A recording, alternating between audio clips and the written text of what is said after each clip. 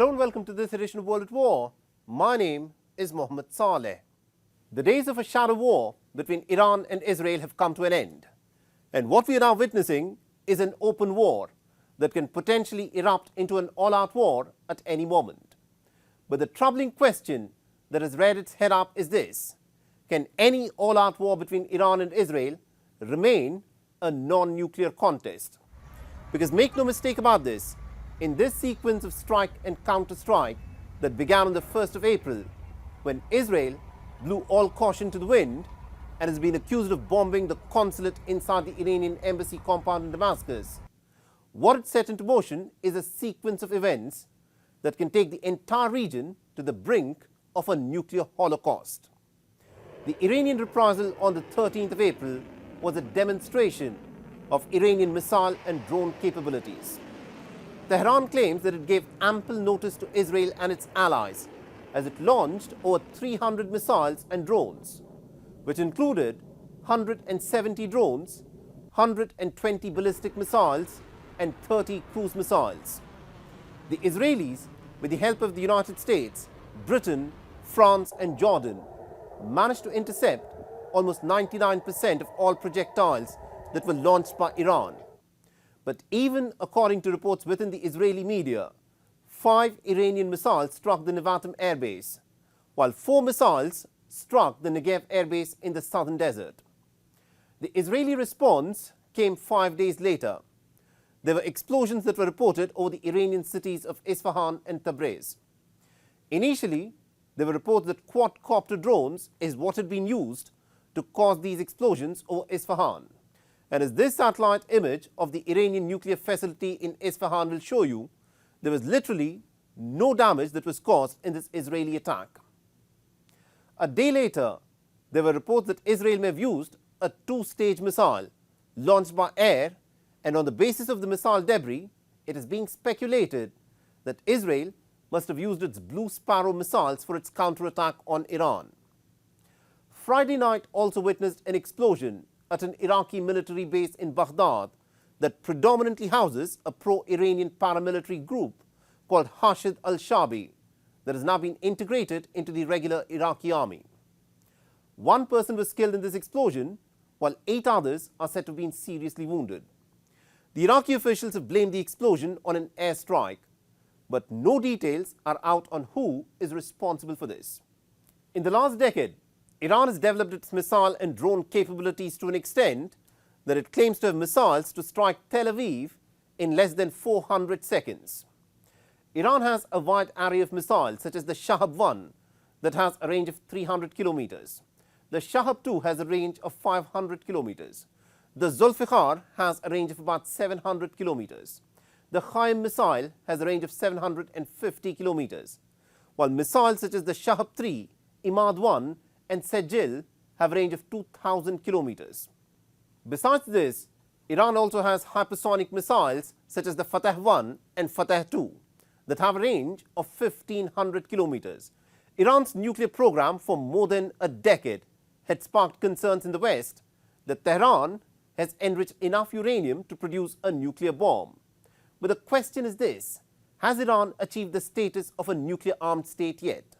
Well, probably not. But can Iran access a nuclear warhead if it wants one? You must listen to what John Bolton, the former American national security advisor, has had to say on this matter. I don't think they have nuclear weapons yet, but I do think, as your question implies, that the threat is to use nuclear weapons. And I think we should all be clear. Always a lot of discussion: how quickly can Iran manufacture a nuclear weapon? The answer is they don't need to manufacture it. They can buy it from North Korea for whatever price North Korea will try and extract from them. So this is why Israel's decision is significant, not simply in response to Saturday's attack from Iran, but out of the legitimate concern that Israel has that the next time they see ballistic missiles aimed at Israel from Iran, they have to worry that under the nose cones would be a nuclear device. So I think what they're looking for is how to deter Iran from thinking about exactly the kind of threat you just mentioned. For years, Israel has relied on Mossad to assassinate the top Iranian nuclear scientists. such as the assassination of Mohsen Fakhrizadeh, who was assassinated by the Israelis on the 27th of November back in 2020. Israel has also used cyber attacks to target Iran's nuclear enrichment sites, such as the Stuxnet in 2010 and Viper and Flame in 2012. This map will give you a glimpse of the Iranian nuclear facilities, and any attack by the Israelis on the Iranian nuclear sites will immediately evoke a similar response from Tehran. Iran has made no bones about this. Tehran has said that it will hit back at the Israeli nuclear facility in Dimona and other Israeli nuclear facilities that have been developed over the years. So the question now is, will Iran and Israel target each other's nuclear facilities, or will better sense prevail?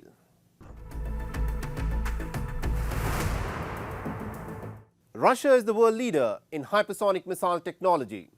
But on the 18th of April, a court in St. Petersburg sent the 76-year-old Alexander Kuronov to 7 years in a high-security prison for passing on state secrets to foreign nationals. Alexander Kuronov was the Director General of the St. Petersburg-based Hypersonic System Research Facility when he was arrested back in 2021. He was reportedly overseeing work on a hypersonic aircraft called Ajax. So which countries have managed to develop hypersonic weapons? What advantage do hypersonic weapons bring to the battlefield?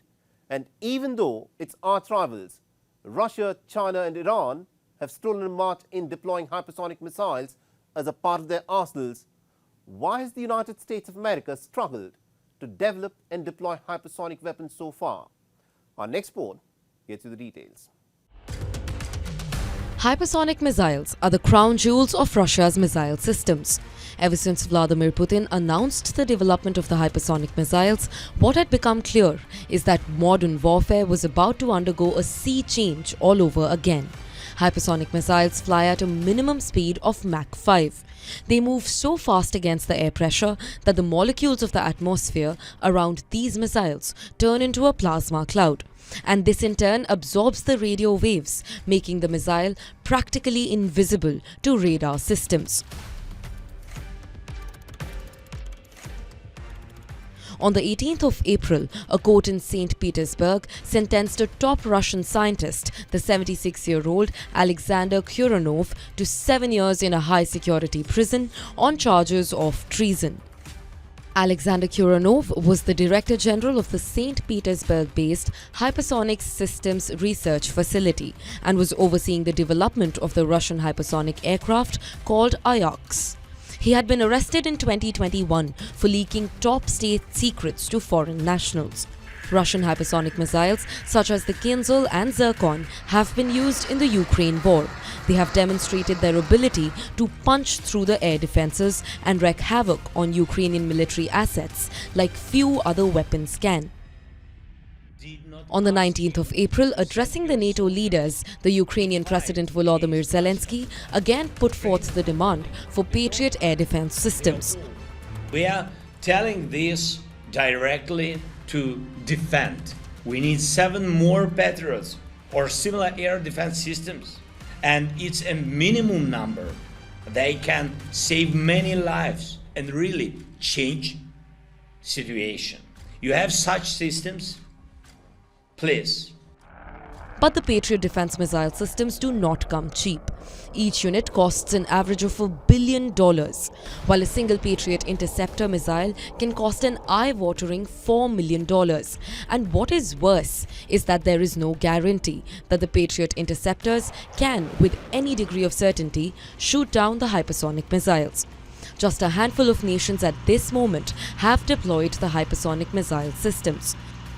Russia, the world leader in hypersonic missiles, has the 3M22 Zircon, the avant-garde hypersonic glide vehicle, the KH-47M2 Kinzhal missiles, the R-37M, the Mivik anti-ship missile that has been developed to sink aircraft carriers, and the Gremlin hypersonic guided rocket.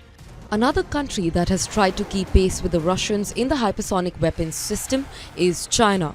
Beijing has developed the solid-fueled Dongfeng 17 that can deliver the DF-ZF hypersonic glide vehicle, while the YJ-21 is an anti-ship ballistic missile that can deploy hypersonic conventional warheads. North Korea has developed the Hwasong 8 with hypersonic capabilities, while Iran has the Fatah 1 and Fatah 2 missiles that reportedly can touch a top speed of Mach 15 and can strike Tel Aviv in less than 400 seconds. On the other hand, the United States for years has been struggling to develop hypersonic missiles. But on the 19th of March this year, the United States for the first time claims to have successfully tested the AGM-183A air-launched rapid response weapon that flew a distance of 2,600 kilometers over the Pacific. The American hypersonic missile that was launched from a B-52 bomber is still in its prototype stage, and it is not clear when it would go into production. Other US allies such as France, the United Kingdom, Japan and South Korea are also trying to develop their hypersonic weapons. But in this race to develop the new generation of hypersonic weapons, Russia, China, North Korea and Iran appear to have a clear lead.